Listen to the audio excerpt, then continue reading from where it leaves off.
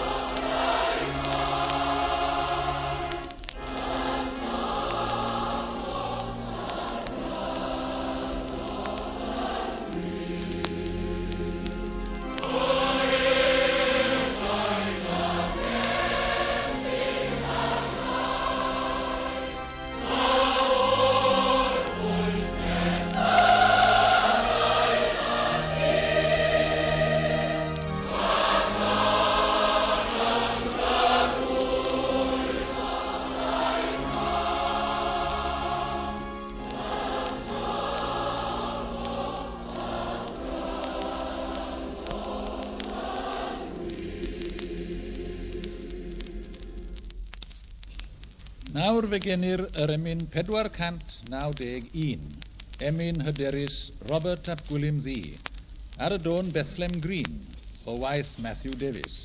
Dyma'r pennill cyntaf. Calfaria gaiff ei gofio pan losgor ddeiar lawr, ar iawn ar oes yr Iesu gaiff ei ryfeddu'n fawr. Y dyrfa lan heb derfyn a seiniant iddo ef, Calfaria fydd y testyn ar air delynau'r nef.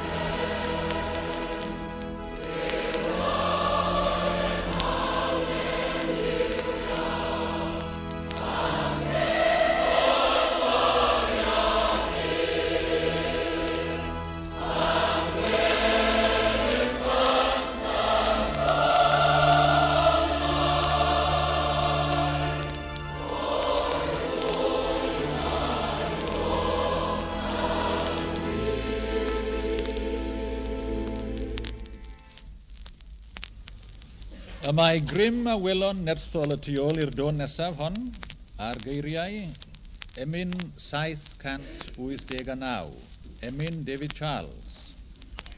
Llais hyfryd rhad ras sy'n gweiddi dihangfa, a rhad ras yw enw'r dôn gan J.W. Parson Price.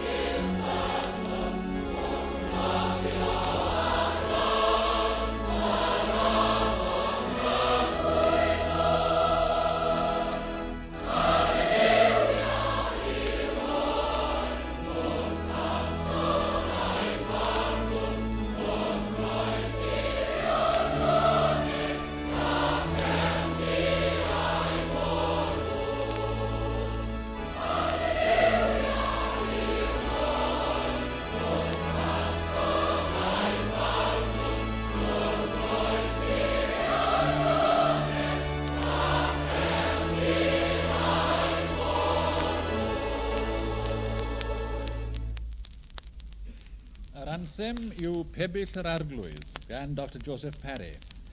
Y mae'n arferiad mewn llawer capel i ganu rhan gyntaf yr anthem hon fel arweiniad i'r gwasanaeth. Ond dyma'r anthem yn gyflawn. Mor hawddgar yw dy bebyll di o arglwydd y lluoedd.